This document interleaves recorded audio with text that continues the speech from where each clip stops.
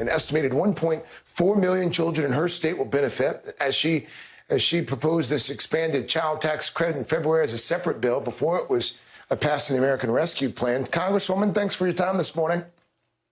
Absolutely. Thanks for having me. This is an important issue. You've got an op-ed in the Seattle Times calling for this credit to be made permanent.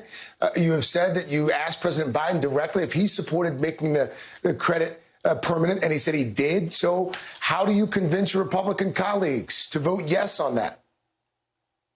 Well, I think the case is being made right now. We see so many families across the country who have struggled prior to the pandemic, and the pandemic only made the situation worse.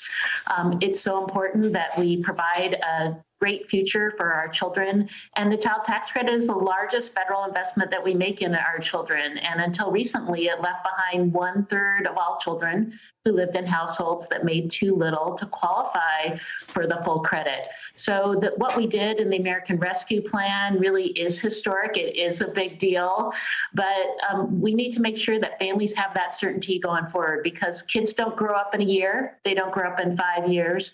We need to make this permanent.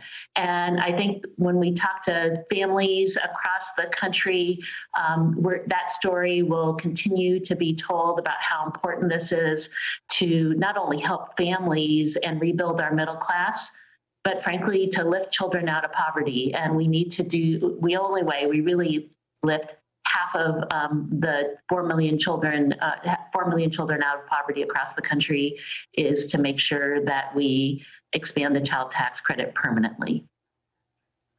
The price tag, as you know, roughly $100 billion. How do you pay for it? Well, first of all, how can you not do it? The estimate is that child poverty costs us around approximately $1 trillion a year. Also, studies have shown that for every dollar we invest in the expanded child tax credit, we save $8. So not only is it a fiscally responsible thing to do, it just leads to better outcomes for our kids. So I serve on the Ways and Means Committee. Chairman Neal supports the permanent credit. The Speaker does. We have strong support. So that's part of the work that we will do as we craft legislation to make sure that we have this benefit going forward for families. What have your constituents told you about what this money means to them and their families? What are they saying to you? Well, many constituents. I talked to Kelly, who's a mom of 3 kids. She counts herself as a lucky parent because she could work from home during the pandemic and keep her job and she saved money on childcare. It was hard. She's returning to the office at the end of the month, and we'll have to start paying for early learning for her youngest child. And that cost is 1/4 of her monthly income. So she said she wouldn't know what to do if she didn't have the expanded child tax credit to help. We've heard from families who need money to pay for things like diapers, really basic needs, food and rent. So this really is a critical lifeline for families, and it will help middle-class families, low-income families. As you said, there's up to 1.4 million children in my state of Washington whose families will benefit from this. Just an incredibly important investment we make in our kids. Yeah, Congresswoman, one of the things that strikes me about this is you've got these families now who get, they're getting a check every month from the government, and for the next at least 5-6 months, they'll get it. They start to budget, they start to plan based on getting that additional revenue. If it's not extended, then what? Well, this is why it's so important that we do extend it so that families can plan and have that certainty. Right now, because of the American Rescue Plan, families started getting checks yesterday.